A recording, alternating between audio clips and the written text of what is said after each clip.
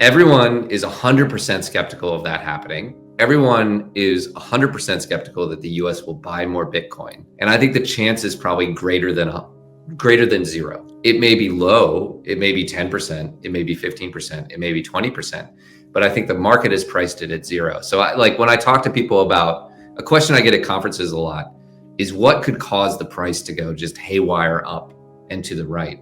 This is one of the things where you could see an announcement and the price could double. We bought 1 million Bitcoin over the last 4 months while it was consolidating. That's exactly right. And then every nation in the world. I mean, it's unlikely, but I don't think the chance is quite zero.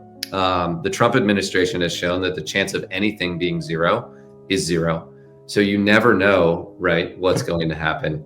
And I think there's some small chance that we'll see something like that. I don't think so, but there's a chance. Matt Hougan claims that demand for Ethereum ETFs is skyrocketing and that it's not just from individual investors. Additionally, institutional capital is flooding in. Ethereum ETFs saw $4 billion in inflows in August alone. Bitcoin's ETF debut, which saw $36 billion invested in its first year, may be surpassed by $50 billion annually if that pace holds. This is especially noticeable given that Ethereum's market value of around $500 billion still pales in comparison to the size of institutional investment. Please remember to like this video, subscribe to our channel, and enable post notifications if you have a strong interest in learning about the future of finance and the function of digital assets like Bitcoin. This will ensure that you never miss anything. Thank you and enjoy the video. Yeah, exactly right. You could have made it worse. You could have gone from August as infinitely more inflows because Bitcoin has outflows in August. There's a relentless bid for Ethereum ETFs. They've pulled in $4 billion so far in August alone. That annualizes to close to $50 billion in a year, right? For context, Bitcoin ETFs did $36 billion in their first year. It's just a flood of money into a relatively small asset, which is why the chart looks so good. And I think it's going to continue for the rest of the year. It is the institutional attractive asset. The other day I was on with a multi-billion-dollar advisor. They didn't love Bitcoin. They wanted everything else besides Bitcoin, and they ended up just buying an Ethereum ETF because that's all they can access. I think this continues, for the rest of the year. Well, the thing is, if you think about professional investors, most of them don't own gold. Gold is like a niche asset. Maybe 15, maybe 20% of them own gold. The other 80% just own stocks and bonds.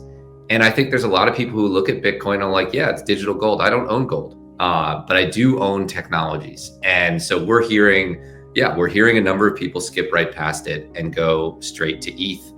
And I think, again, the tokenization story, the stablecoin story, the cash flow story, it all fits a professional investor framework. So I think we're going to see these flows continue. Look, I think this bull run has a number of sort of forefathers.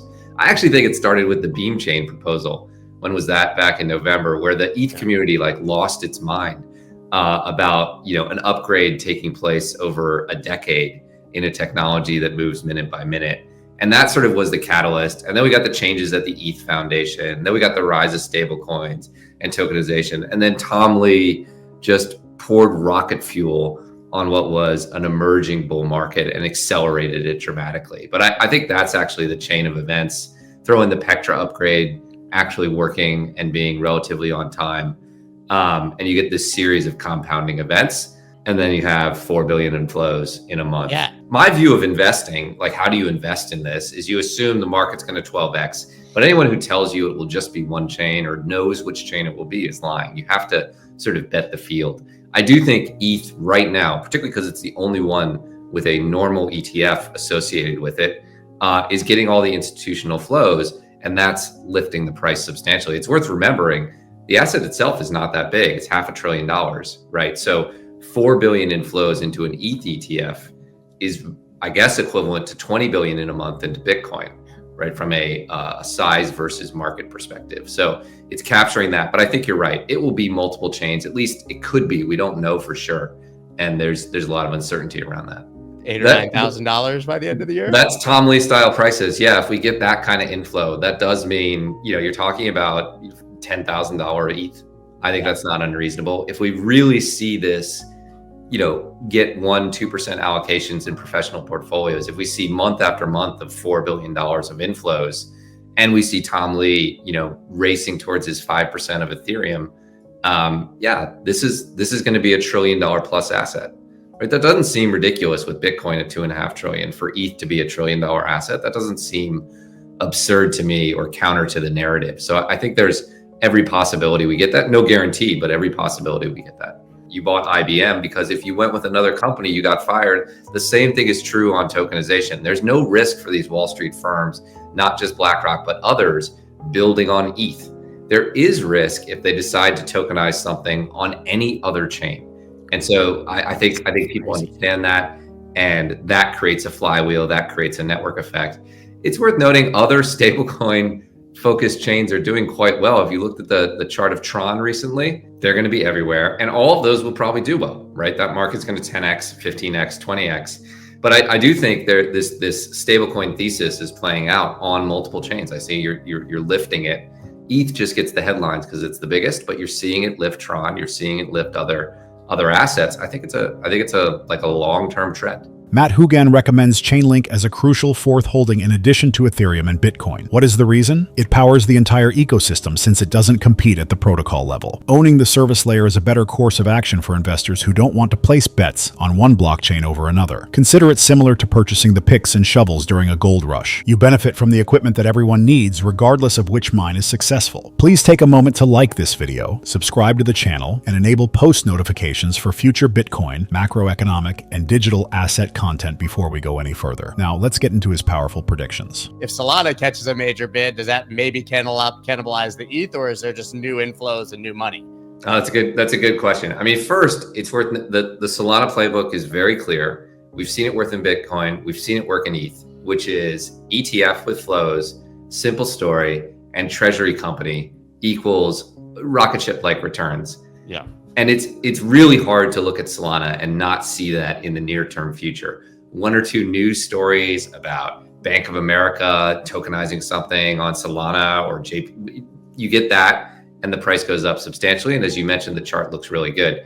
I don't think it continues down because I think people will get tired of it. I don't know. My base case is that there's going to be so much demand for these assets in Q4 that it's going to lift multiple boats. I still think Ethereum will find a bid. But yeah, I think you'll see money rotate into Solana for the exact reasons we're talking about. In our minds, Solana and Ethereum are the same size, but they're really, really not, right? Solana is 1/5 Ethereum. We talked about ETH being 1/5 Bitcoin. Solana is 1/5 Ethereum. So $1 billion into Solana, if that becomes 2 or 3, that's a huge amount of money. Inflows into Solana, if that's $1 billion or $2 billion in a month, that's a huge amount of money. You have to do that multiple, because the media coverage in crypto puts those at like 20% discounts, but it's 80% discounts from a market cap perspective. Like, it's a really different scenario. And I think people probably understate that. It is a small asset, right? Like imagine ETH in April was a couple $100 billion, $200 billion. And we saw what this strategy did to ETH, right? Doubled, tripled the price. Solana is that, but even smaller. So I do think Solana is pretty attractive right now. It's summer, right? Like August is the worst month in crypto always. Maybe September is the worst month, but this is the dull period of time. One more thing I'd say about Solana is part of its underperformance has been it had to digest the fallout from the end of meme coins. When you said you own some Bitcoin, ETH, and Solana as like the core. Link was the fourth one that I wanted to throw in there. It's a really critical piece of infrastructure. It's sort of one of one in the market. It appeals to a certain type of investor who wants to be really smart about crypto and say, let's ignore this competition at the infra layer and let's buy the service provider to that competition. I think it may be like the fourth horseman of the crypto leadership. It's at least possible that we'll see that. Everyone is 100% skeptical of that happening. Everyone is 100% skeptical that the US will buy more Bitcoin. And I think the chance is probably greater than zero. It may be low, it may be 10%, it may be 15%, it may be 20%, but I think the market has priced it at zero. So when I talk to people about a question I get at conferences a lot is what could cause the price to go just haywire up and to the right. This is one of the things where you could see an announcement and the price could double. We bought 1 million Bitcoin over the last 4 months while it was consolidating. That's exactly right. And then every nation in the world. I mean, it's unlikely, but I don't think the chance is quite zero. The Trump administration has shown that the chance of anything being zero is zero. So you never know, right, what's going to happen. And I think there's some small chance that we'll see something like that. I don't think so, but there's a chance. According to Matt Hougan, Chainlink is an essential fourth component of the crypto ecosystem's infrastructure, even though Ethereum and Bitcoin are still major holdings. It is a wise option for investors who don't want to wager on a single blockchain because it offers necessary services to all networks without competing at the protocol layer. In addition, he calls attention to Solana as an undervalued asset, pointing out that its market is still small and has potential for substantial expansion, particularly as it bounces back from previous market cycles. Hougan notes that because the market frequently values in zero likelihood for these occurrences, even seemingly insignificant announcements like increased institutional use or government involvement could result in a sharp spike in the price of cryptocurrency assets. Hougan emphasizes the importance of a diverse cryptocurrency portfolio, which includes stocks like Coinbase or Circle, in addition to individual coins. These businesses are very appealing to Wall Street and financial advisors due to their acquisition prices and quickly expanding market, which is compounding at a rate of over 60% annually. Crucially, he advises investors not to be concerned about temporary setbacks. Traditional financial advisors continue to believe that Bitcoin and cryptocurrency stocks are part of a long-term bull market with the potential for tremendous gains over the following 10 years, even in the face of brief declines. Hougan's advice is straightforward. Mix growth-oriented crypto stocks, infrastructure investments, and core assets. Hold for the long haul, and you'll be in a position to profit from the market's ongoing expansion. Remember to like this video, subscribe to the channel, and enable notifications if you thought his viewpoint was helpful so you don't miss any updates. We'd love to know what you think about the future of cryptocurrency markets, so please share your ideas in the comments section. We appreciate your time and hope to see you in the next video.